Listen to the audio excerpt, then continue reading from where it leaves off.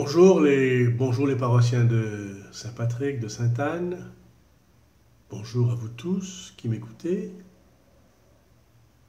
C'est un bonheur de se retrouver en ce dimanche de la Trinité, une semaine après la Pentecôte. La Trinité est toujours décrite comme un Dieu en trois personnes. Et on peut se demander comment trois peuvent devenir un, comment un peut devenir trois. Mais ce n'est pas de l'ordre mathématique qu'il nous faut réfléchir, mais il nous faut penser à la Trinité comme une histoire pour nous. En fait, c'est une histoire pour nous. Au commencement, il y a eu la création. La création, c'est Dieu lui-même qui a créé l'univers. Et pour qui? Pour nous. L'univers a été créé pour nous, c'est-à-dire que quand Dieu crée les montagnes, les rivières, la terre, le ciel, toutes les galaxies, les milliards de galaxies, quand ceci était créé, eh bien c'est pour nous qu'il l'a fait.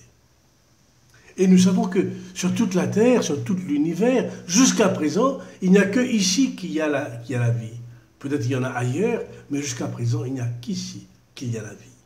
Et c'est pour nous qu'il y a eu la vie. Dieu a créé la terre, le ciel, l'univers pour nous. Et quand il a créé, il a dit, mais on doit le connaître. Dieu a dit, on doit me connaître. Je dois me faire connaître. C'est comme les parents qui veulent que leur enfant le connaisse. Alors Dieu dit, on doit me connaître. Et c'est alors qu'il envoie son Fils. Son Fils dira que tout ce que le Père sait, je le sais. Tout ce que le Père fait, je le fais. Le Père est en moi et je suis dans le Père. Il y a comme une seule volonté entre le Père et le Fils. On peut le comparer à une famille où papa et maman disent la même chose à l'enfant. Les deux se mettent d'accord pour dire la même chose. Non pas papa dit ceci et puis maman passe par derrière et dit le contraire. Et nous savons que dans ce cas, il y a séparation, on ne peut pas s'entendre. Une famille où papa et maman disent deux choses différentes à l'enfant, c'est une famille qui ne peut pas tenir. Il y a toujours des conflits. Eh bien, en envoyant son Fils dira ce que le Père dit. Et c'est ce que nous lisons aujourd'hui dans l'évangile de Saint Jean.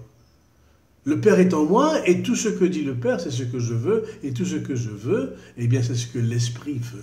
Alors d'abord, qu'est-ce que le Fils nous apprend? Que Dieu est un Père, et que nous sommes ses enfants, et qu'il nous aime, et qu'il est avec nous, et qu'il nous a créés pour la vie. Voilà ce que nous apprenons. On ne le savait pas.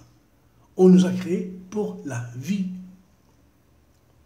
Et cette vie que nous avons reçue du Père, nous venons du Père, nous venons du Père, nous venons sur la terre, et de la terre, nous repartons vers le Père. Voilà le parcours de l'humain. Et dans ce parcours, le Fils est parti. C'était l'ascension, il est parti. Mais quand il est parti, il nous envoie l'Esprit Saint, et l'Esprit Saint nous dira tout ce que lui-même, le Fils, devrait nous dire. Et qu'il n'a pas eu le temps de nous dire, qu'on ne pouvait pas entendre, parce qu'il y en avait tellement trop. Et c'est l'Esprit qui nous fait découvrir. En fait, le Père, le Fils et l'Esprit, c'est une histoire de Dieu, c'est l'histoire de la vie de Dieu pour nous. Dieu entre dans l'histoire pour nous. Et nous, à notre tour, nous ne pouvons vivre que dans l'adoration, que dans le remerciement, l'action de grâce. Merci, merci, Père, Fils et Esprit, pour ce que tu nous as donné.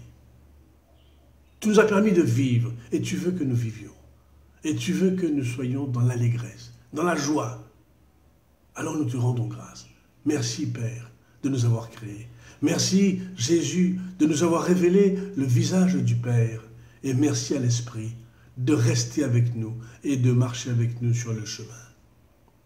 Alors à vous tous, en cette fête de la Trinité, c'est Dieu pour nous, en cette fête de la Trinité. Je vous souhaite de passer donc un bon dimanche et une bonne semaine, et nous nous retrouvons la semaine prochaine. Au revoir.